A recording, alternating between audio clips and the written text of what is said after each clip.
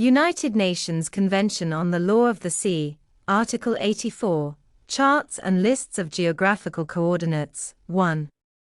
Subject to this part, the outer limit lines of the continental shelf and the lines of delimitation drawn in accordance with Article 83 shall be shown on charts of a scale, or scales adequate for ascertaining their position.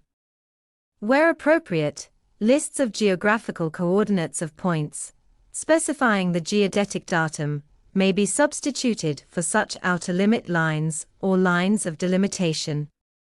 2. The coastal state shall give due publicity to such charts, or lists of geographical coordinates, and shall deposit a copy of each such chart, or list with the Secretary-General of the United Nations, and in the case of those showing the outer limit lines of the continental shelf, with the Secretary-General of the authority.